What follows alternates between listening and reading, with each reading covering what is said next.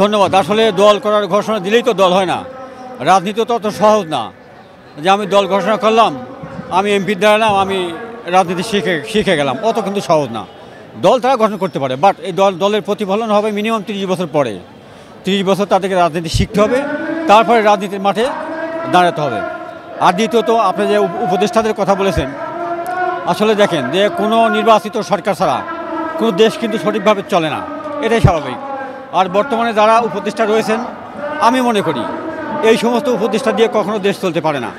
আপনারা ইতিমধ্যে দেখেছেন যে বিভিন্ন জায়গায় বিভিন্ন ধরনের ঘটনা ঘটেছে, বিশেষ করে ছিনতাই, চুরি, ডাকাতি, কিছু বিশৃঙ্খল ঘটনা কিন্তু ঘটছে। আমি মনে করি এখন কিন্তু তারা আইন শৃঙ্খলা বাহিনী কিন্তু ওইরকম খুব একটা সুবিধা করতে পারতেছে না। সুতরাং আমি মনে করি যে আমাদের এই দ্রুত নির্বাচন দেওয়া উচিত। ধন্যবাদ। আমি জুয়েল আহমেদ প্রামাণিক, গুলশান থানা বিএনপির পক্ষ থেকে সকলকে আমার আন্তরিক শুভেচ্ছা অভিনন্দন। আজকে আমাদের গুলশান থানা কর্তৃক আয়োজিত এই 31 দফা রাষ্ট্র কাঠামো মেরামতে যে কর্মশালা, সেই কর্মশালাতে আমাদের আজকের প্রধান অতিথি ছিলেন আমাদের অহংকার, আমাদের গণমানুষের নেতা, ঢাকা মহানগর উত্তর বিএনপির সংগ্রামী আহ্বায়ক জনাব আমিনুল ভাই।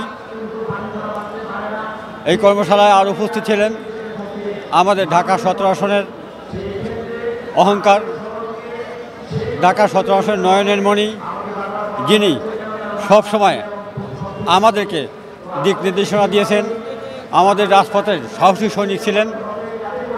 ঢাকা 17 আসনের গণমানুষের আরেকজন সংগ্রামী নেতা জনাব কামাল জামাল মোল্লা ভাই।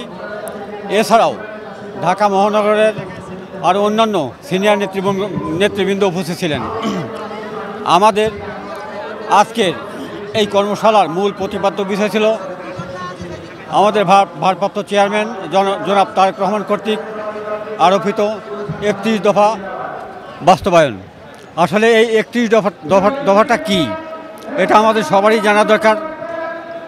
এই 31 দফা সবার ঘরে ঘরে পৌঁছে দেওয়া দরকার এবং বাংলাদেশের প্রতিটি নাগরিক কাছে এই 31 দফা পৌঁছে দেওয়া দরকার। কারণ আমরা যদি এই 31 দফা সঠিকভাবে এদেশে বাস্তবায়ন করতে পারি, তাহলে আমি মনে করি আমাদের এই দেশ একটা সুন্দর রাষ্ট্রে পরিণত হবে। এই দেশে কোনো হানাহানি থাকবে না, কোনো রাহাজানি থাকবে না, কোনো চুরি, ছিনতাই, দখলবাজি থাকবে না। মানুষে ভ্রাতৃত্ববোধ বজায় রেখে আমরা এই দেশের মানুষকে একটা সঠিক পর্যায়ে নিয়ে যেতে পারবো। আর এর জন্য 31 দফা অবশ্যই আমাদেরকে জানতে হবে এবং মানতে হবে।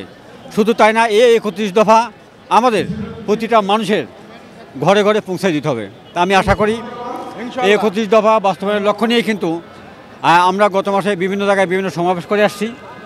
আমাদের প্রায় 26টা থানার মধ্যে প্রায় 18টা থানা আমাদের অলরেডি সমাবেশ হয়ে গেছে, শুধুমাত্র এই 31 দফার উপরে ভিত্তি করে। তা আমরা আশা করি যে আমরা যদি 31 দফা বাস্তবায়ন করতে পারি, আমরা এই বাংলাদেশকে একটা উন্নত দেশে পরিণত করতে পারবো। এবং আমাদের তারুণের অহংকার জনাব তারেক রহমান আমাদের উপরে যে দায়িত্ব অর্পণ করেছেন, আমরা আশা করি আমরা এটা সঠিকভাবে পালন করব এবং মানুষের কাছে পৌঁছে দিতে আমরা সক্ষম হব ইনশাল্লাহ। ধন্যবাদ। আসলে দল করার ঘোষণা দিলেই তো দল হয় না। রাজনীতি তো অত সহজ না যে আমি দল ঘোষণা করলাম, আমি এমপি দাঁড়ালাম, আমি রাজনীতি শিখে গেলাম, অত কিন্তু সহজ না। দল তারা গঠন করতে পারে, বাট এই দলের প্রতিফলন হবে মিনিমাম 30 বছর পরে। 30 বছর তাদেরকে রাজনীতি শিখতে হবে, তারপরে রাজনীতির মাঠে দাঁড়াতে হবে।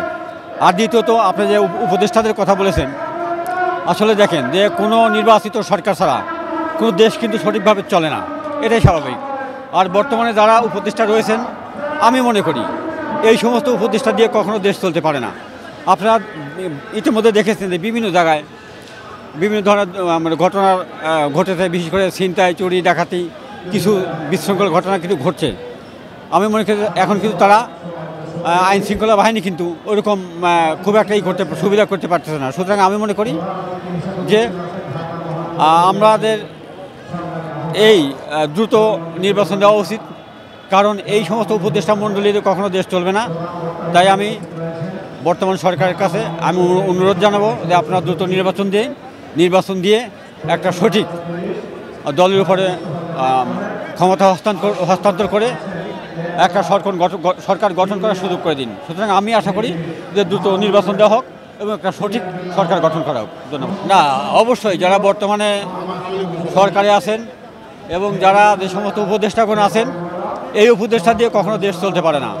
কারণ দেশ চালাতে হলে একটা সঠিক নির্বাচিত সরকার দরকার। নির্বাচিত সরকার ছাড়া কখনো দেশ চলে না।